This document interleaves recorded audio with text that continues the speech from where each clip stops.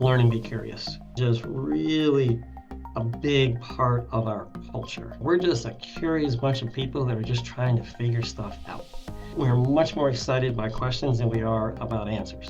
Jeff has even said this in the past that the smartest people he knows are people who are wrong from time to time, and they admit when they're wrong and they kind of move on, with the learning. So that learn and be curious, that trying to figure it out, it's also very much, this day one idea. Like, it's still early. We're still very scrappy. We're just trying to learn as much as we can so we can do the best possible job for customers. We talk a lot about buys for action. And you can see how like these come together, right? You're learning, you're trying to figure things out, but then you're taking decisions and you're doing something, with speed. You're trying to move and have some impact and get some things done. So that's very much a key part of the culture. It creates some of the intensity of what we're trying to do for our customers, is that idea of bias for action. If you come and observe an Amazon team that's working through something, from the moment a decision is made, it's unbelievable how quickly, teams move out and go make things happen.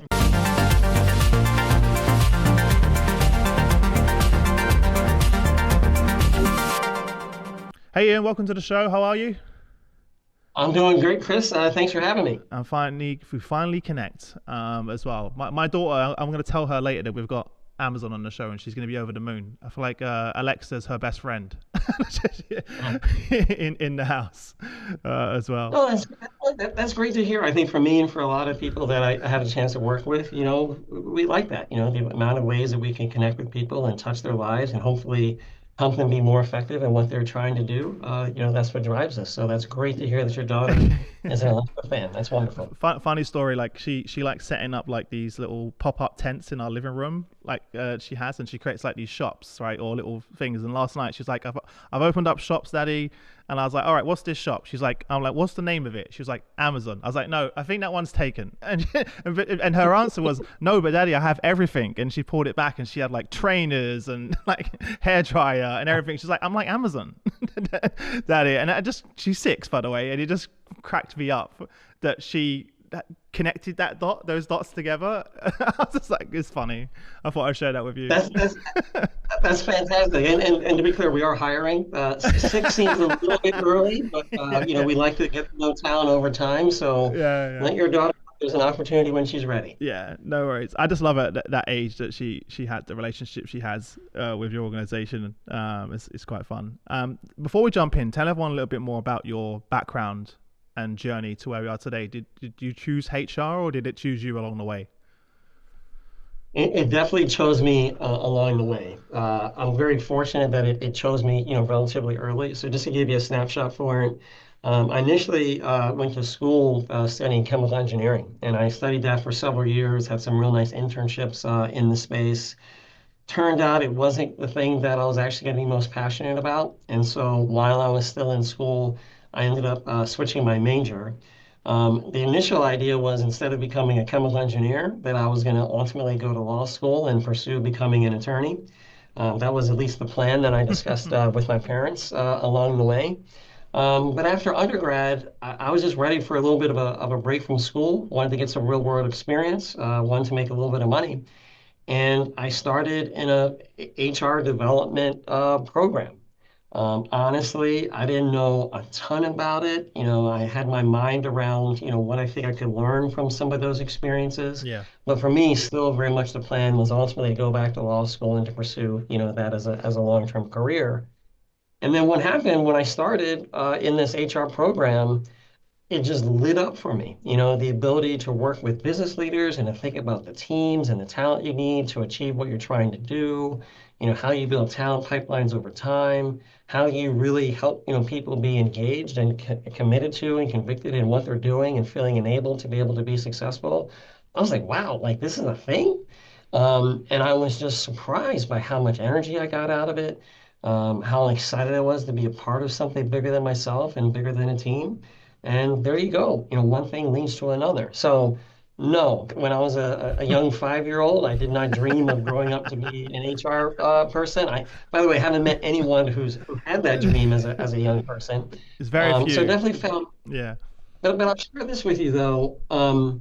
That's where my career started, and very much along the way, I had different opportunities to look at roles outside of the function.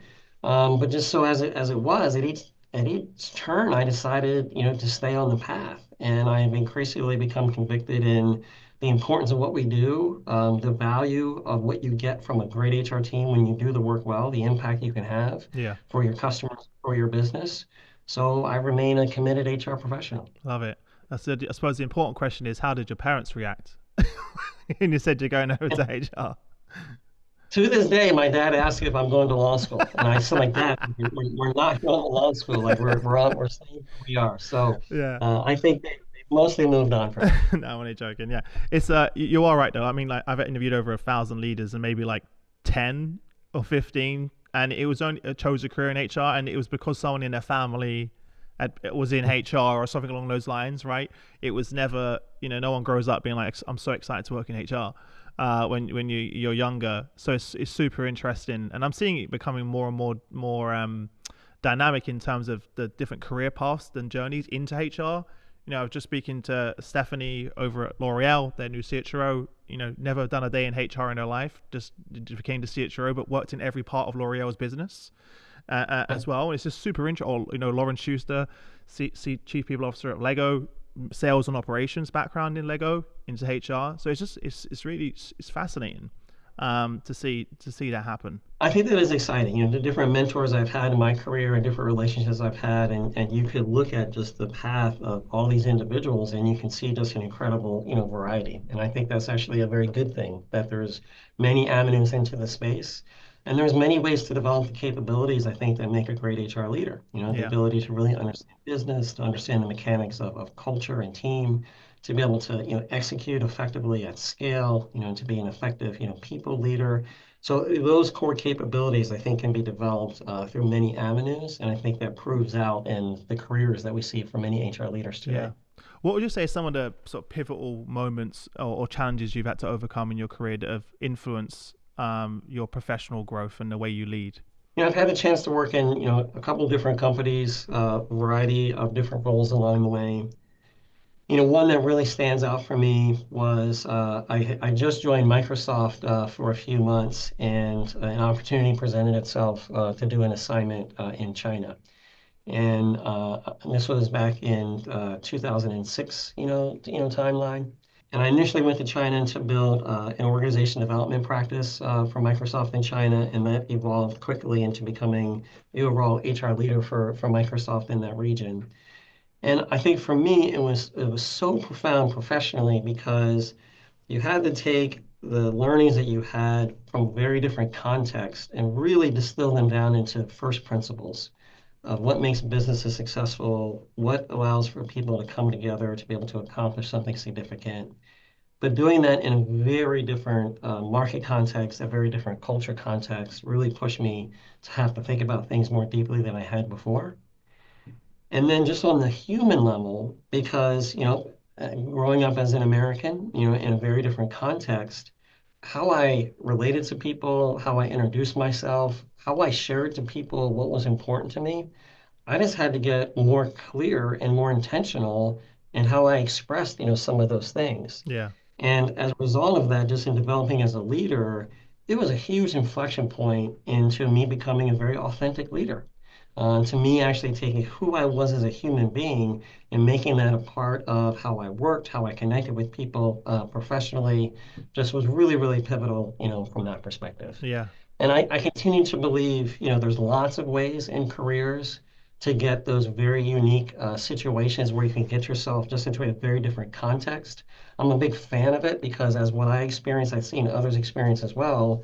It just pushes you to go a lot deeper on many dimensions of who you are, what you're trying to do, how you do it. And I think that just creates such a beautiful opportunity for some deep learning. yeah. That was definitely a big experience for me. Yeah, I love that. That's been a very common theme of our show. That people when we ask that question, they talk about the international assignments and it being thrown into those different cultural, but not just also personally, but also for their family.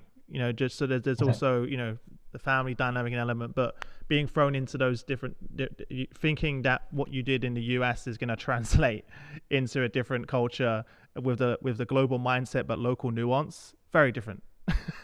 Even the way you give feedback or have a meeting is super different out there as well. And many leaders that I speak to learn that the hard way going in there. So I'm glad for you that resulted in you leaning into being your more authentic self. And that's a great thing, right? But it's an important lesson for everyone listening to seek discomfort and take those opportunities, because that's really where the growth happens. I think that's right. And to be successful and learn as much in those roles, you have to really demonstrate a lot of humility, a lot of curiosity. And I think those are qualities that are very durable characteristics for successful leaders across many Yeah. fronts. And so I do think those are nice experiences. And I also say that is one type of a very different experience that you can get. And so for some people, they just can't make that happen as a part of their life plan.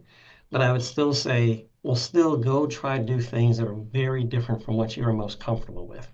One of the things that I often think about is at any juncture in a career, when you're thinking about a role decision, what is the thing that you can go do that is most different from what you just recently did? And to really push yourself in those dimensions, I think, again, an expat assignment is really neat if you can pull it off. But if not, still chase those different opportunities, because I think it leads to accelerated learning. Is that something that you translate and encourage of your own team?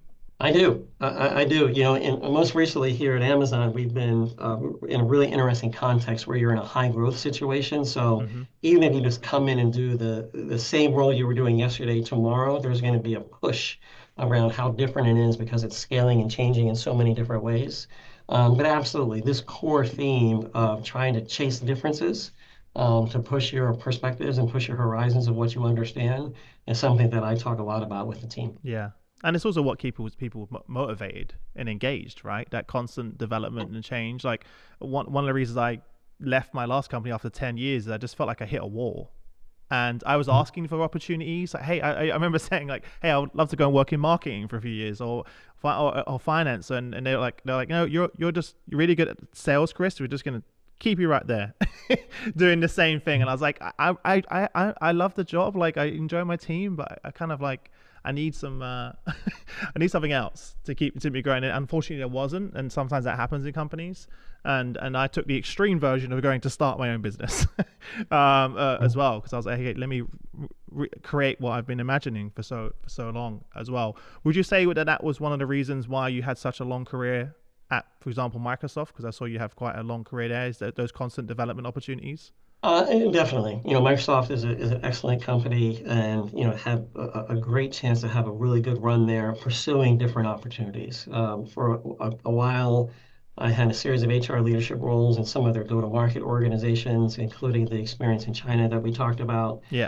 Then I had the opportunity to join some of their product teams, specifically in the entertainment space and the gaming space. Then had the chance to really get involved in some of their devices efforts. Eventually had the chance to be the HR leader for the Windows business at Hmm. Microsoft, which is just such an important brand and piece of technology that so many people use around the world every day. But yes, really like that variety of experience. I also think it's important to have a progression of experience, to continue to challenge yourself. How can you have even more impact over a longer period of time? Sometimes go after things that take a longer time to really pay off, and how do you make sure you have line of sight to how you go after those big opportunities? So the variety of experience, but also the progression of experience. And in many respects, that's what, led me to where I am today at Amazon, and have been here now for, I think it's coming up on 7 years or so. Time Wow. flies around. But it was just the opportunity to go after some very different experiences, Yeah. bigger opportunities where I can continue to challenge myself and learn and grow as much as I possibly can. One of the mindsets I have is that I am an early career talent. And I will think of myself as an early career talent right up to the moment in which I retire. Because so long as That's I'm a an great early mindset. Yeah. Yeah. yeah, so long as I'm in my early career, I can acknowledge that the list of things I want to learn and explore is way bigger than the Yeah. list of things that I actually feel like I understand. And I also just want to keep growing, and I can do that through different experiences. So very much is the mindset that I, Yeah. I bring to bear. Love that perspective. That's a super interesting perspective to have on life in general. as well. I'd love to talk about, Amazon have it as a very strong culture centered around leadership principles, which sort of guide the day-to-day decision making as well. Could you talk a little bit towards that and how that continues to evolve as the company scales and innovates so rapidly? No, you are very correct to observe that the culture at Amazon is very strong and something we take very seriously. We don't take it for granted. We're always working on it. We don't believe that culture is something that you can like preserve or protect or like keep static. You have to keep Yeah, working on it because it's organic, right? It's part of the people system. So we are very intentional about what we do. There are many facets to it. It very much starts with our customer obsession. Something I'd heard about before I joined, but once I started to experience, which is blown away. I had no idea that really obsessing on the customer could be so powerful and so motivating and so unifying for a broad set of endeavors across a lot of different industries and a lot of different types of experiences. You were also very right to call out the leadership principles, which I would just describe the leadership principles as active participants in everything we do. The leadership principles headline themselves, but the definitions underneath them, they're just threaded in and out of everything we do. They are part of the vocabulary. They are how we relate and communicate with each other. As you would expect, they are incredibly intentionally embedded into all of our people practices. If someone is pursuing an opportunity at Amazon as a candidate, right away, they just are deeply exposed to all of our leadership principles. That is what is the anchor and the thread, through the hiring process. But our performance evaluations, how we think about promotions and careers, it's all about practicing the leadership principles. So they are as active and present in everything we do as I could possibly imagine. But again, we're always, trying to tune that up to make that even more true. yeah, The other thing I would say about the leadership principles is not everyone knows that we're already on our third version, which is very much a part of our culture too, which is we embrace the idea that it's day one, right? There's nothing that's static. Every day is day one. Today is day one. Tomorrow is day one. The day after that's going to be day one. And then day one mindset says we're going to continue to be scrappy. We're going to continue to innovate and do everything we can to be successful for customers. And we're going to embrace the idea of continuous, evolution and change. And so as powerful as our leadership principles are, and as seriously as we work on them, we also modify them, from time to time I love that. to embrace the changing context around us. It's so interesting to hear you say it because I feel like externally, obviously as a long time customer as well, we all have heard around Amazon's customer experience, and I personally experienced it whenever I call someone, whether it's an Amazon order, and how responsive and receptive, and how like, okay, no worries, Chris, we're gonna replace that. That's fine. I'm like, really? Like, I mean, it's always been a good experience for me, but what does that mean from a practical point of view? What needs to happen internally in order for you to ensure that that's always, as you in such a large global business with so many different divisions, how do you still maintain that what's made you successful from the very beginning in such a large scale, if that makes sense? Yeah, I think there's many things. Again, we don't take this at all for granted. Certainly, we talk a lot about customers and being customer obsessed. And so our leaders talk about it a lot. We do all the things that you would to be, strengthening your culture. We do the storytelling. We make sure that we talk about all the lessons learned of when we think we've done it well, also where we could have done better. And so it's a very, very active conversation that we always have. We also at Amazon think about what we call as mechanisms. And a mechanism essentially is a business process that just really makes sure that there's good closed loops, for everything that we do, and that we have good defined practices for how we work with each other. So, for example, anytime we are pursuing a new business idea, a new product idea, or maybe even a new feature, there's a mechanism that we have that we call working backward, which we write a document. We call it a PR FAQ, so a press release with a FAQ. And the press release actually describes what is the customer problem, what do we think is the opportunity, how do we think we can help the customer, like, and how would we announce this to customers, like what would the press release be? And then we work through a whole series of questions to really, dive into the idea.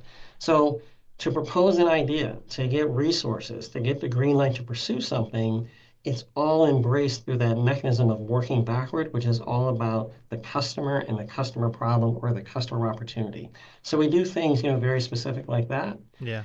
But also, I'll tell you what I have been most impressed by. And I remember in my early days at Amazon, there were moments where I was just in almost shock and disbelief of, in the midst of making a business decision, what mattered most to the customer was the thing that actually drove our business decisions in ways that I'd never seen other businesses, do. So what you just shared that you experienced as a customer is exactly what you see happening behind the scenes. Wow. Decision makers thinking about things that are going on, and at the end of the day, always doing what they believe is fundamentally the best thing for the customer. And all of those things, how they work together to continue to strengthen this aspect of our culture, we find to be very important. Yeah, I love that. And so it's really embedded in every day, right? So you have to make it part of every process. The storytelling, which is super powerful, aligned with those leadership principles as well. So it's really embedded in the entire employee life cycle, and customer, so all the way through, as well. Super interesting. I have to ask about some of those leadership principles. What are some of the leadership principles that really stand out to you? I'm sure that they're all great, but what are some of the ones that really resonate with you that you think really move the needle and make a big impact? Yeah, they are great. They're all very important. One thing that's interesting with them is some of them are in tension with each other. Like it's hard to think about doing them all at the same level all the time, and that's by design, right? Because the world's a complex place, right? And there's no clear set of things you can do. So tension is somewhat intentional. It's kind of like my children. I love them all equally. So it's hard to pick favorites. But I'll tell you this though, there's a couple that do, I think, really resonate a lot with me personally. One is learn and be curious, which I think is just really a big part of our culture. We're just a curious bunch of people that are just trying to figure stuff out. We're much more excited by questions than we are about answers. Jeff has even said this in the past, that the smartest people he knows are people who are wrong from time to time, and they admit when they're wrong, and they kind of move on, with the learning. So that learn and be curious, that trying to figure it out, it's also very much, this day one idea. Like it's still early. We're still very scrappy. We're just trying to learn as much as we can so we can do the best possible job for customers. So I think that one is a very big deal. There's another one that we talk a lot about, which is bias for action. And you can see how like these come together, right? You're learning, you're trying to figure things out, but then you're taking decisions and you're doing something, with speed. You're trying to move and have some impact and get some things done. So that's very much a key part of the culture. It creates some of the intensity of what we're trying to do for our customers, is that idea of bias for action. If you come and observe an Amazon team that's working through something, from the moment a decision is made, it's unbelievable how quickly, teams move out and go make things happen. Yeah. It's something that, really impresses me. So no question, for me, those are two that I think are really, really important. But again, it is the whole set. They all stitch together with some tension in very intentional ways. But those are two that I would comment on. It's so interesting you say that those two, because I feel like fundamentally those two combined is one of the most powerful things. I always describe myself and Shane as co-founders. I'm very much the first one, so sort of always kind of curious, disrupting, breaking, and Shane is the execution. To your second part, and we've come together and just so happen to have those set of skills where I'm always on the forefront trying to break what we're doing, and and pushing the needle, and sometimes I go too far with it. And Shane then together immediately, without creating a business plan, just goes into execution mode, and we kind of just test it, and then we just that circle of innovation and creating, and we've created now that this sort of culture of curiosity in the business, as well as the psychological safety for people to be able to fail forward, and a culture of execution. We go out and we do it. We don't think about it for ages, and we don't ponder. We go and learn, and we fail fast, and we learn and we move forward. And I think that's been the key to our success. So the fact that you mentioned Yeah. those two is really cool, and I agree. Personally, I relate to those as well because there's so many people who have great ideas or great thoughts and perspectives, but you just have to be like, my superpower is just executing on those things. And most people, I had that idea. Yeah, that's great. That's part of the equation, but are you executing on that every single day as well? So it makes sense in the type of organization you're in, where you're constantly innovating and you have to move quickly Yeah. as well. How do you foster that culture of curiosity and sort of create that psychological safety, so people do feel comfortable that to fail forward and innovate? One is one of those things where you're constantly, cultivating that sense of how important it is to learn and be curious and try things and innovate for customers. And it all comes together in very much, reinforcing, feedback wheels. I can tell you this, when I study organizations, I'm always very interested to know what happens when things don't go right. Because inevitably something's not going to go right. Yeah. And so let's take this one. We have an idea to build a new feature. We think it's really good. We work through our working backward mechanism. We build it. We deliver it to customers, and it misses the mark. What happens? Does everybody sort of yell at each other and say, "Oh, we messed this up. How do we mess this up? This is so terrible. We can never mess it up again"? Is it what happened? Let's really understand this. Let's get into the detail and figure it out so that we can blame the person, who made the mistake. Or is it, hey, let's figure this out. What did we miss? What happened? What can we learn about? What do we can do differently? And oh, by the way, what's the next idea we're going to go try? And for the person that maybe was accountable for the error, do they get the next opportunity to go do the next Mm. thing and take that learning and go deliver some customer impact? And so you study organizations through a phenomenon like that. It is unbelievable at Amazon. I sometimes say that the failure at Amazon is so different than what I've seen any other place that we need a different word to describe it. Yeah. Because when things don't go well for customers, it's like, oh my gosh, we missed this. Let's go figure this out. There's something to learn here. And then when we figure it out, wow, we missed this. Isn't it great that we just It's a figured this gift. out? And now we know that Yeah. we just figured it out. And now we know this. Like it's a weird sort of sense of we don't try to fail, but when things don't work out, you put positive energy into it and you try to pull it forward into the next great thing you're going to go do for customers. So you talked about psychological safety, and I think that's a part of it, but all these things have to work together for your culture to be coherent. Yeah. If you want people to contribute new ideas, you have to create the space for that to happen. And then you have to give them the agency to take some of them forward so that they can really maximize their own learning. And early in my career, I remember, coming across the concept of the difference between production and production capability. And sometimes you just have to jam on production because you've got to get things done, you've got to get things out the door. But there's other times when you really need to focus on, but am I building over time the ability to produce, the production Mm. capability? How do I invest in that? And sometimes you have to throttle back. And so I do think when it comes to culture, building organization and capability broadly, building, different disciplines or technical capability, just really having an eye to those two things and how they work together is very important. I can't have a conversation with you without talking about AI. Because I feel like, so I'd love to get your perspectives both on the AI adoption of as an organization leading the way, which is super interesting. Well, I'm sure working in a company in that sense, but also where you see AI having the biggest impact on HR itself, because opportunities are endless. But I'd love to see where you see these are the areas, Chris, that I feel can really help us. Love to hear that perspective.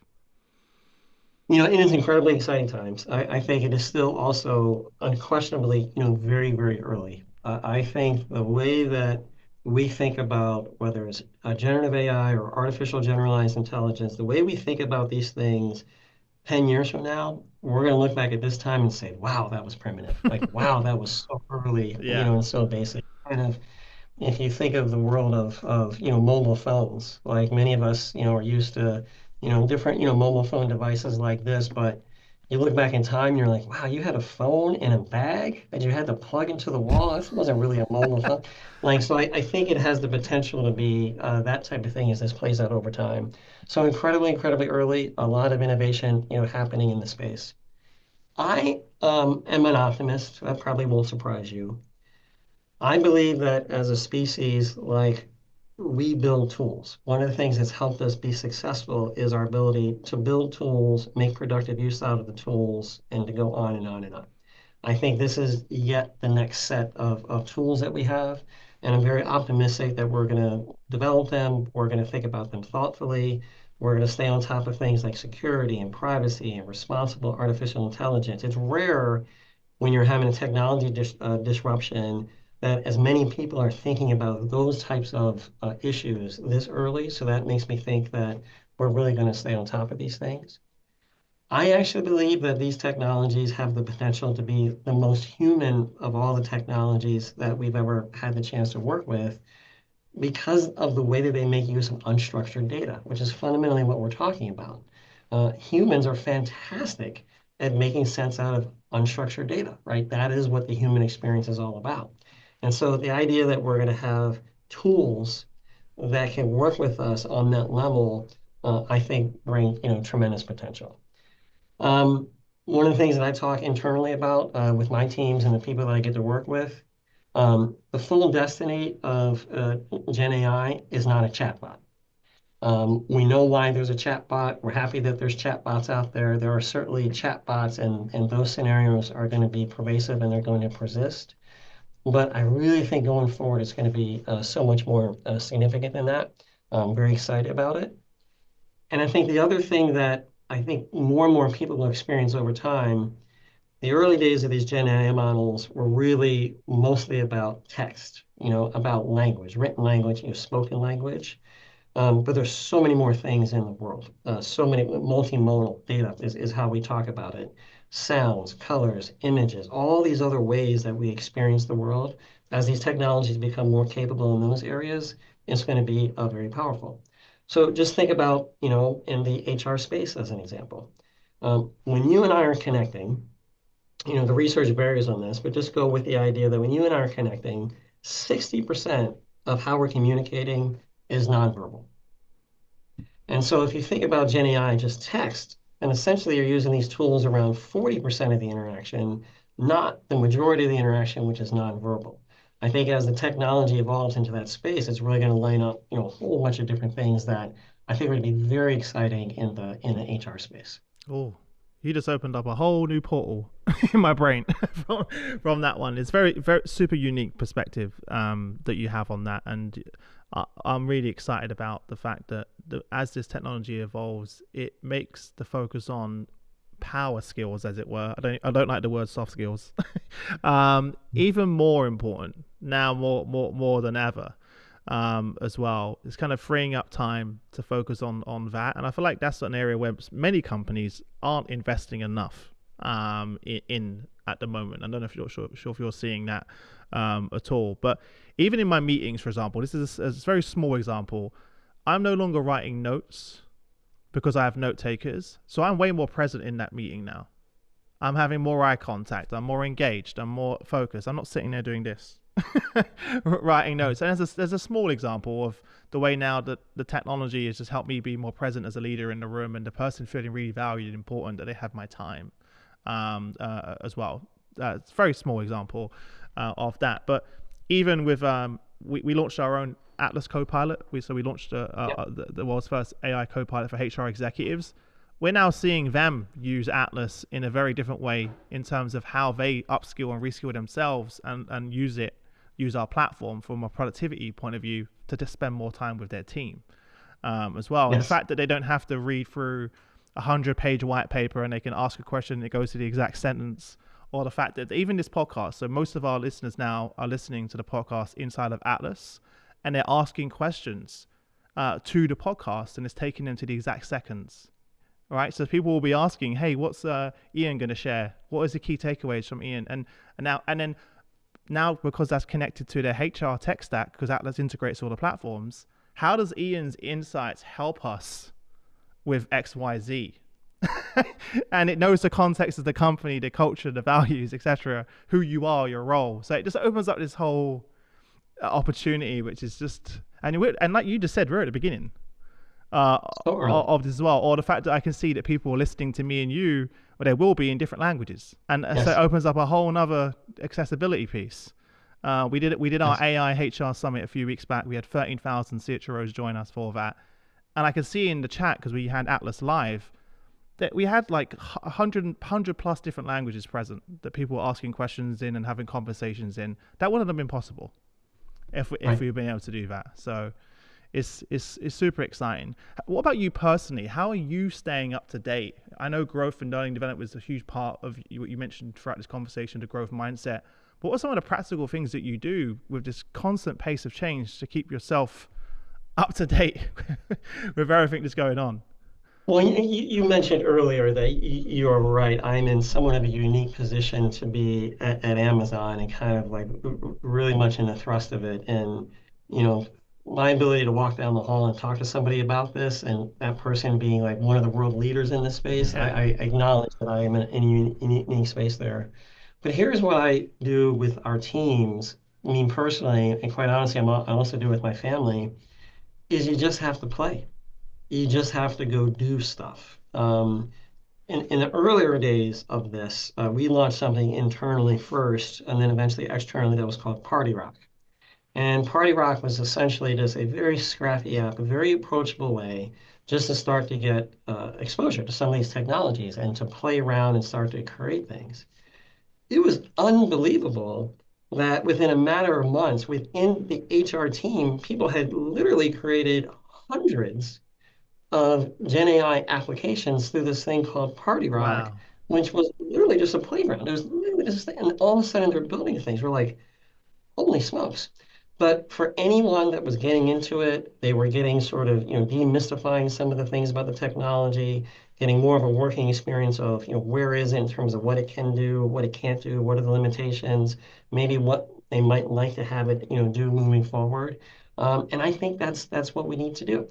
Honestly, I see this with my children. Like the things that they're doing, Gen AI, like blow me away. I'm like, how did you do that? Like, how did you figure that I out? Like, know.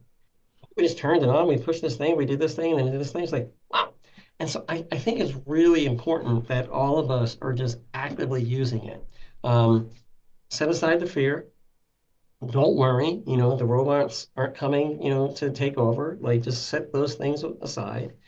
Make sure you're double checking, are the platforms you're using secure? Is the data behind it, buttoned up the way that it needs to be? Be Yeah. thoughtful about those things.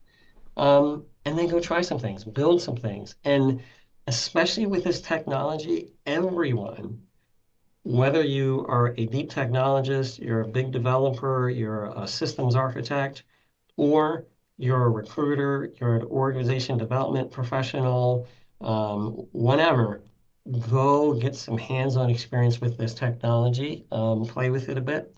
And I think that is fundamentally the best way to learn right now. Yeah. Why am I not surprised that you shared that, especially given the culture and values that you have a playground to be able to do that? I love that kind of even the name of a playground kind of emphasizes the safety and the ability to the play element and removes the stigma of failure of that. And obviously, not every company has the opportunity like Amazon to have something like that, but it's incredible that your team gets the opportunity to play around with those tools, so that when perhaps they even start to review different AI solutions, they have way more knowledge and experience of what this actually means. And as you just said, it kind of sparked innovation and ideas, and the art of possible came from playing around with those tools, which is such an important part of it. I have to ask, because obviously it's a big challenge right now for our community. Like, what's been your biggest challenge of sort of integrating AI into HR? What are some of the challenges that you and the team have faced or facing? Well, I think definitely what I've talked to a lot of my peers in the industry about are definitely the questions about, data security, privacy, different regulations around the world about just data in general, especially, personally identifiable, data, people data, if you will. Um, Also, who has access to it? How do things like permissions work? So there's a lot of those things that have been top of mind for a lot of people and it should be. I would say if you are an HR leader in any organization and you haven't had a good, high quality conversation with your technology teams, with your CIOs, with your security officers, if you haven't had a good, thorough conversation about all of this, you absolutely should. There's a lot of companies, including ours, that are investing in making sure that these things are as dialed in as they need to be so that people can feel good about how they're using these technologies going forward. That's a very big one. I think there's another piece to it which I find people thinking through is around how does the introduction of these technologies potentially degrade the experience that employees have with other humans in the Mm. organization? For some companies that maybe that aren't used to using things like chat experiences or other sort of non-human information, retrieval and repository type things, they feel like this shift of we're becoming less human. And I think it's very important that you just think through that. I personally don't believe that is the destiny. I actually like what you said earlier, that by using these new set of tools to help us be more productive on things where it can Yeah. really help us, it creates more room for us to be like really human in the things where we will uniquely be the best humans. And so I actually think this can create a more human experience, but I find some people really working through their thinking on that particular piece. And then the third one, which I think is becoming more significant for a lot of organizations, is people are starting to realize that these technologies don't come for free, especially the big, Gen AI models that are built on big, large language models. I think a lot of people hear the conversation in our communities about power and building data centers and other sort of, infrastructure investments that are being made. Those are costs. Yeah. And so just making sure you're keeping an eye on exactly what does this mean for my organization? Okay, it doesn't come for free. Where am I going to get the best return on investment? How do I think very intentionally about that as time goes on? Is something that I hear is very top of mind for people right now too. Yeah. Love that. Um, Last question, because I know I've got to let you go at some point. As well, when you look back at your career, and I'm saying that as if you're retiring. When you look back at your career and sort of the lessons learned, the highs and the lows, what advice would you give to those HR leaders of tomorrow that are perhaps watching this, that are going to be sitting in your seat one day? What advice did you wish you had on the journey? Well, there's one that I'll offer, which is going to sound so incredibly basic and simple. Yet in reality, it still continues to be a mystery to me why more people don't do this, which is make the decision to be focused on having business impact. And again, that seems so obvious. Of course, as an HR person working in an organization, you're going to be trying to have as much business impact as you can. Of course, right? But I can tell you what, I spend so much time, with, looking through different organizations and different companies and things, and I come across these things that I affectionately call random acts of HR. And a random act of HR is potentially a very good piece of HR work. It's well thought out, it has good science, and it's being implemented in a place where it has no use whatsoever. That is a random act of HR.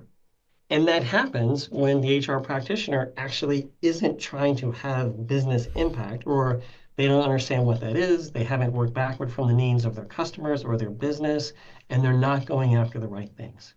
And so I just encourage everyone who hangs out with me, anyone out there, like, if I go back in my career, the times when I feel like I was just laser focused on helping my businesses be more capable and more effective at having business impact, I feel the most accomplished, I feel the most satisfied. When I look back on all the times when I was putting energy around random acts of HR, I'm just like, good grief, man. Like, why was I doing that? Like, that was not my purpose. That's not what I should be doing. So that's one that I would just encourage everyone, stay on top of this thing. Be a business person, aspire to have business impact, do your best work, see yourself having that impact, evaluate yourself that way, and I think you'll feel really, really good about how your career plays out. I absolutely love that. I've never heard someone say the random acts of HR, but it completely, as soon as you said it, I completely got it. And I'm sure everyone listening can completely relate to that as well. And it is quite hard to not get distracted with the new trends, new buzzwords, new technologies. And sometimes HR kind of gets pulled off course and kind of goes down a rabbit hole of the latest trend or latest new technology. AI is now one of them, right? Okay, is this tool solving that business problem, right? To your point, or is it just another tool what are you solving for? Where are you adding business value as well? So if you keep that as the North Star, it's easier to kind of like remove all of the distractions along the way and have a solid foundation of decision making. Is this helping us getting closer to solving X? And if not, then don't talk to me about it. And I talk about that team all the time when they come to me with all these new ideas, and I'm like, we need to stay focused. I think that's amazing advice, and I love the random acts of HR. I think it's super interesting. But listen, I appreciate you taking the time out to come on the show. It's been a fun conversation. I'm not just saying that because it's the podcast. This is not sponsored, everyone. I'm a big fan of the organization and what you do and how you innovate. HR Leaders Podcast was one of the first podcasts on Amazon Alexa, and everyone thought I was crazy back then. They're like, what do you mean? Why have you uploaded the podcast? Why have you created the app for the Alexa to have on? I was like, listen, voice is going to be the future. And this is like years and long time ago, and people thought I was crazy. And we've got thousands of people that listen to the show every week on their Amazon Alexas around their house every day. That's just one small example of that. And my whole house is controlled by Alexa and automated, which my friends always laugh at me about as well. And the way my daughter interacts with the products. So it must be really exciting to be part of that from your perspective in the organization every day. So congratulations to you and the team on the amazing work, and I know the best is yet to come, and I look forward to chatting again soon. Well, thank you for those comments, and you are inspiring us to continue to build and innovate on your behalf for you and your family, all of your listeners, to help them have the best possible experience with the things that we are working on for you. So keep that feedback coming, because you do fuel everything we do here. And Chris, sincerely appreciate this opportunity to come and connect with you today. It's been super fun.